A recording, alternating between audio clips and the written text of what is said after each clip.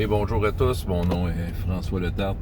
Bienvenue sur ma chaîne JDRD30, une chaîne consacrée aux jeux de rôle sur table. Donc, une vie de rôliste et je vais faire un bilan jeu de rôle jeunesse. Une semaine assez remplie avec des hauts et, pas nécessairement des bas, là, mais tu sais, il y a eu des moments moins glorieux. Pas tant, mais quand même. Tu sais, des fois, tu sors d'une game, tu te dis, off, c'était peut-être pas meilleur. On s'entend sur une série de parties avec les mêmes gens, je veux dire, tu peux pas toujours être égal. Chroniques oubliées 3 fois et Contes de Noël 2 fois. Bon, je dirais que la partie la moins glorieuse, entre guillemets, c'est juste la première. Chroniques oubliées, ma gang du midi. Écoute, il y avait une raison, de mon côté, il y avait une raison qui était tout à fait, que je pouvais pas vraiment contourner, j'étais vraiment fatigué.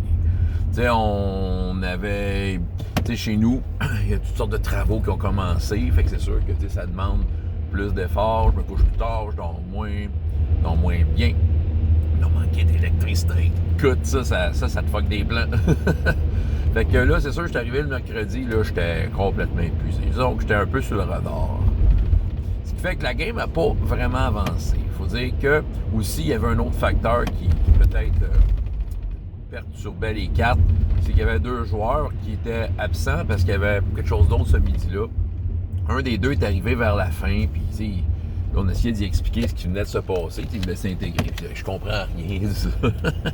Mais c'est correct, en même temps, de la façon dont j'ai pris ça, j'ai dit, écoute, je leur ai accordé un repos, ce qui m'a permis d'essayer la mécanique des points de récupération un peu.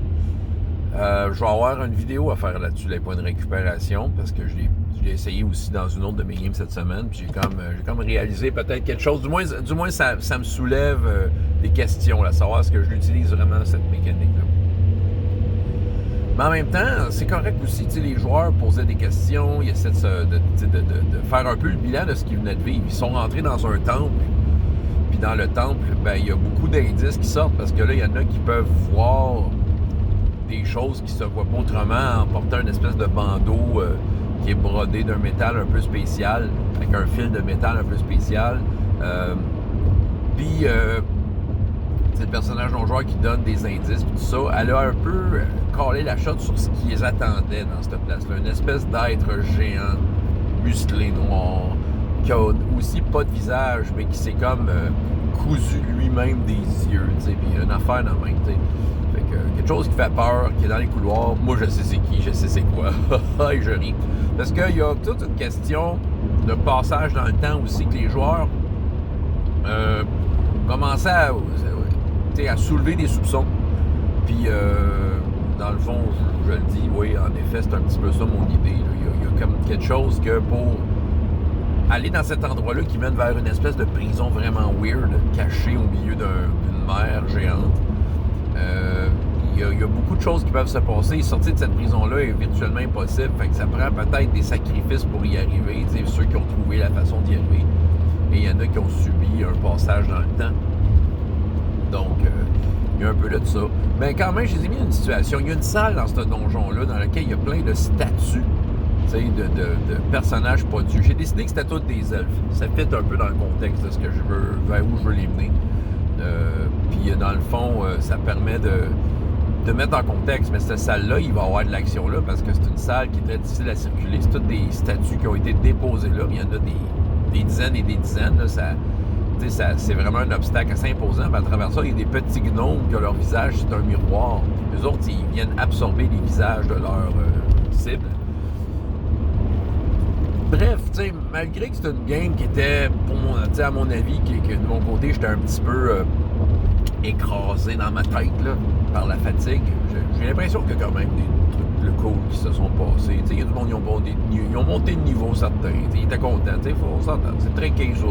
Il y a aussi une autre affaire. Écoute, on nous a shippé dans un autre local. Ça, c'est le problème de cette place-là. C'est que, je pense que j'en ai parlé il y a une couple de semaines, on avait techniquement un local super cool, mais c'était dans une bibliothèque et c'était pas insonorisé. Je peux vous dire que les games, ils sont bruyantes, nos games. Fait que là, on est un peu errant. Je leur ai proposé une solution à l'école. Et ils ont dit non, on va te trouver quelque chose. Mais finalement, le quelque chose qu'ils m'ont trouvé, ça a duré 2 semaines. Là, j'étais arrivé comme, il y avait du monde dans le local. OK, qu'est-ce que vous faites là? C'est ici qu'on fait ça à cette heure. Ouais, mais tu sais, personne ne m'a averti. Clairement, je fais partie de la liste des petits détails à régler qu'on oublie facilement. Fait que là, il a fallu que j'essaie de trouver un autre local. Par chance, je l'ai trouvé un pour les 2 groupes de la semaine. Bref, parlons un peu de logistique. Là, après ça, le soir, Chroniques oubliées en ligne, il manquait 2 joueurs. Mais ceux qui sont là, ils ont décidé de progresser dans la tour. Dans le fond, c'était vraiment une game où il fallait qu'ils réfléchissent à comment ils faisaient les choses. Il y a plusieurs enjeux et les points de vie pouvaient se perdre facilement et rapidement, t'sais, à coup de lance, à coup d'hommes lézards qui leur sautent dessus. Fait qu'ils ont comme progressé dans la tour, ils ont fait 2 étages, puis à chaque étage avait son petit lot de défis. J'ai décidé de varier les plaisirs avec les hommes lézards. Ils sont pas juste là à leur lancer des lances et taper à coups d'épée. Ils ont comme des pièges. Il y avait un étage qui avait un crocodile dressé pour les attaquer. Ils l'ont tué. Il y en a 2 qui avaient préparé un chaudron d'huile. Il y en a qui avaient des genres de cocktails Molotov empoisonnés. Bref, il y a du monde qui sont tombés à 0 point de vie puis qu'il a fallu qu'ils se fassent ramener. Ils sont pas morts avec leur dead save, une chance. Mais ils n'avaient pas perdu énormément de dommages pour les mettre en péril. Fait que, ils réussissaient leur test. Mais quand même, c'est ça. Puis, il y a comme une façade de la tour, peut-être le quart de la tour, que les murs sont pas finis. Parce que les hommes lézards sont en train de construire ça. Ce qui donne accès à d'autres hommes lézards qui étaient en bas, avec qui il y avait des problèmes avant, mais ils ont comme coupé le pont qui reliait leur petite ville à la tour. Et là, ces hommes lézards-là sont pris dans leur ville, mais ils ont accès, ils sont capables de voir du côté de la façade. Fait qu'eux autres, ils attendaient juste de voir des personnages joueurs pour leur pitcher une lance. Mais plus ça allait, plus les hommes lézards en bas avaient de la misère. Mais quand même, j'utilisais la règle des sbires. Fait que, tu sais, même s'ils voulaient avec des avantages, il y avait des bons bonus. Fait que, sous la pluie de lance, il y en avait au moins une qui est pognée, tu sais. Fait que les joueurs ont travaillé fort, ils ont réfléchi pas mal. C'était intéressant. Je voyais que des fois, ils étaient face à des dilemmes, là. Puis, tu sais, OK, comment qu'on fait ça? Puis, c'est ça. Mais quand même, j'ai fini ça avec un peu un indice de ce qui s'en venait, une incantation là, qui entendent un étage supérieur. Clairement, ça va les motiver à monter. Là. Fait que ça, c'est encore là, je la joue en ligne au Bear Rodeo, je nomme à chaque fois. Puis c'est très relax comme game, comme concept. On a du plaisir, c'est ça. Je pense que eux autres me permettent vraiment de lâcher prise et d'avoir que du plaisir, c'est ça. Puis de tester le jeu un peu plus vanille, en essayant différentes choses, t'sais. Je fais des belles découvertes là, en faisant des expériences sur le rythme, à quelle fréquence demander telle chose. Ouais. Ensuite de ça, on va avoir le jeudi Chroniques oubliées, ma gang de super enthousiastes. Écoute, ils étaient focus aujourd'hui. Ils étaient séparés. Je dirais que c'est un groupe que ça a été difficile au début parce qu'il y avait des nouveaux qui se pensaient invincibles et qui partaient dans tout bord, de tout côté. Tu avais les plus expérimentés qui étaient plus réfléchis, mais personne ne se suivait. Ils se sont séparés dans le donjon. Et ça m'a fait tellement plaisir de leur dire, regardez, si vous trouvez ça long, votre dos, ça serait plus vite si vous seriez ensemble. Mais c'est ça. Fait qu'il fallait que je découpe la scène en 3... il y avait comme 3 scènes différentes qui se passaient de quoi dans chaque. Ça commence à se rejoindre. Il y a un démon qui a été invoqué, un démon, genre le gros monstre, un tardigrade qui est vraiment mean, qui peut vraiment les tuer. Il y en a un nain du groupe là, qui est un genre de savant qui fait des bombes, qui a des pouvoirs psioniques. Là. C'est le fameux personnage que c'est un peu n'importe quoi puis toi en même temps, mais bon, il avait préparé des bombes. Puis il a décidé d'y mettre pour essayer d'empêcher le tardigrade de rejoindre la géode, qui est l'objectif. Parce qu'il sait très bien que si le monstre est là, les petits joueurs de 2, 3e niveau, là, ils se font one-shotter. Fait qu'il a voulu faire écrouler le couloir. Puis, c'est ça. Fait que là, avec tout ça, il a réussi à mettre ses bombes. J'ai mis des difficultés impossibles, mais son idée était tellement cool. J'ai donné un D30. Tu sais, pourquoi pas? Regarde, pourquoi pas la jouer dans le tapis, tu sais? Puis, voilà, il a réussi à mettre toutes ses bombes qu'il voulait. Il a fait péter son affaire. Il y avait un tatou dans les mains à cause qu'il a touché une dague. Il y avait peut-être le démon de la place, comme l'espèce de l'esprit de la place qui essayait de le contrôler. Mais il y a des choses que les joueurs ne savent pas. Fait que j'ai pas tout dit. Mais reste que, tu sais, il a fallu qu'il claque bien des points de chance là-dessus. Sa bombe a explosé. J'avoue que j'ai pas checké les règles de comment ça pète une bombe. Fait que j'ai décidé de dire, OK, t'accumules les dommages de toutes tes bombes. Ça faisait 24 D6 de dommages. Why not? Fait que là, il a fait comme 73 points de dommages. Sauf que là, écoute, il n'a pas pensé à son affaire. Oui, le mur va s'écrouler. va checker à quelle mesure que le mur peut absorber. Il y a sûrement une règle. Il y a des règles comme de siège et d'avoir des châteaux à Chronique du Oublié. Il faudra juste que j'aille feuilleter là-dedans. Mais en même temps, veut dire, pour avoir une déflagration, le monstre, il va en manger toute une. Mais c'est parce qu'il y a de ses amis pas loin. Puis lui-même qui a mis des bombes, je pense qu'il reste 3 points de vie. Clairement, il meurt. Mais, tu sais, des fois, j'étais à peu près sûr qu'il y en a qui vont mourir. J'étais à peu près sûr qu'il y en a qui vont mourir.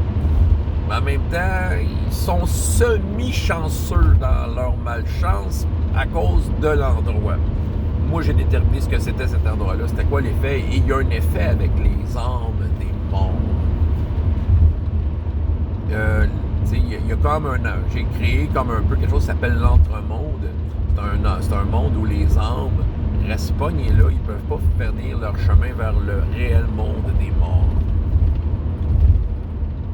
Ça risque d'être intéressant. Je ne sais pas comment ça va se déployer. Je fais juste caler la shot dans ma tête, dire OK, s'il y en a qui meurent, ben leur âme va dans l'entremonde. Et les magiciens, ils sont supposés aller lire la géode. Ils vont clairement rencontrer ceux qui sont pognés là. Qui risquent de rencontrer leurs amis. Je sais pas comment ça va finir, cette histoire-là. C'était complètement bold. Disons que la tension était autour de la table. Tellement qu'il y a une jeune fille qui est venue nous rejoindre à nous. Ça, c'est une gang que, en tout cas, la fille chevalière, elle amène tous ses amis. Venez voir ça. Il y a comme beaucoup de témoins. En tout cas, il y a des spectateurs, cette game-là. C'est un phénomène un peu nouveau pour moi, mais ils sont très, très fidèles. Ils sont là comme à toutes les fois. Ils checkent la game. Ça. Des fois, je les dis, t'aimerais peut-être ça. Ouais, pourtant, ils sont là, tu sais. Mais il y en a une qui est arrivée, puis elle, je la connais bien parce que dans mes ateliers de guitare. Puis dans mes ateliers de guitare, tu sais, c'est une petite fille, tout ça, qui viens voir, tu sais, écoute, j'ai l'impression qu'elle en connaissait peut-être d'autres, je ne sais pas. Puis là, écoute, le soir, j'avais son atelier de guitare, puis elle m'a dit, ben écoute, je peux-tu embarquer, tu sais. Mes parents jouent à ça, fait que là, clairement, je pense que je cueille là un fruit ou un légume, whatever, pour dire, OK, tes parents jouent à ça, t'es venu nous voir, t'as vu une game où on se calait des chiffres à tour de bras, ça t'a pas rebuté, écoute, oui, il me reste une place, théoriquement, fait que, tu sais, je pense que, oui, j'ai envie de dire, OK, il y a une rôliste qui veut s'embarquer dans sa première game, elle veut faire comme ses parents qui font ça, c'est ça, puis ça me racontait des histoires de ses parents, clairement, c'est des adultes qui jouent à jouer au Evil, puis mettre le feu à des villages, puis elle a l'air de trouver ça bien drôle. OK. Je la recrute. Finalement, Conte de Noël. J'avais 2 séances. Ça, je pense que je vais faire une vidéo à part pour Conte de Noël, parce que, en fait, ça va être une vidéo un peu plus technique sur comment mener ce jeu-là. Et pourquoi? Parce que je pense que c'était hier, en faisant cette vidéo-là, j'ai trouvé que, je pense que j'ai tombé dans la bonne filière sur la façon de faire ça. Toutes les fois j'ai fait Conte de Noël avant, tu sais, j'étais un peu perplexe. Il y a de ces jeux de même, comme Sorcière et Sortilège, j'ai fait une couple de fois. Tu sais, j'ai pas l'impression que je maîtrise vraiment la façon de faire Sorcière et Sortilège. Je crois qu'on a dit ça à chaque fois. Même affaire avec Conte de Noël, tu sais, je l'ai fait une couple de fois, oui, on s'est amusé. J'avais pas l'impression qu'on avait comme, tu sais, l'effet de, OK, tu fais de jeu de rôle, faut quand même que tu aies un peu de tension, de fun, tu sais, que tu réfléchisses, tu sais. De ramener ça, mais version Conte de Noël, parce que c'est super simple comme système. Mais là, j'ai vraiment eu du fun. J'ai changé un peu ma manière de faire Conte de Noël. J'ai un peu tweaké peut-être des affaires du livre. Faudrait que j'aille relire dans le livre. J'ai l'impression que j'ai fait des affaires que c'est pas dans le livre. Tout basé sur comment le jeu est fait. Là, c'est ça. C'est juste une réinterprétation du design. Des affaires mineures, mais qui font en sorte que c'était pas mal plus le fun, c'était pas mal moins enfargeant. Puis évidemment, c'est un jeu que les enfants, il faut qu'ils s'aient mis dedans. Là, ça commence avec un gros coloriage pour ça. Ce que j'ai fait comme aventure, j'ai repris ce que je fais dans mes animations quand je fais devant des grands groupes avec le chou de la décision. S'il y en a qui se souviennent de cette affaire-là, j'ai comme un genre de tableau avec des velcro, des images, puis il arrive des situations, des lutins de Noël. Bon, j'ai repris ça, un peu plus centré sur les joueurs, parce que là, on avait vraiment des joueurs qui interprétaient les personnages et non une assemblée qui font voter sur des décisions. Écoute, les 2 fois, le back-à-back, succès, surtout qu'il y avait un des groupes avec des joueuses que j'avais déjà vu avant, avec lesquels, tu sais, c'était pas hyper facile, là, des fois, c'est pas qu'ils aimaient pas ça, tout ça, mais des fois, le courant passait pas à 100%. Fait que, mais là, écoute, ça a passé, là, ben raide. Ils sont sortis de là contents d'avoir sauvé la tuque de mon grand frère, la tuque magique. C'était ça l'histoire. Fait que bref, on a eu bien du fun. Mais c'est ça, je pense qu'on de Noël, les détails vont arriver avec d'autres, une autre vidéo, parce que j'ai envie de parler un peu plus technique de ce jeu-là, que je vous conseille de vous procurer si vous avez des enfants et vous voulez leur faire vivre du jeu de rôle à Noël dans un jeu de Noël, et voilà. François Letarte, JDR des 30, et jusqu'à la prochaine fois, il y a autant de plaisir dans la vie que dans les jeux. Au revoir.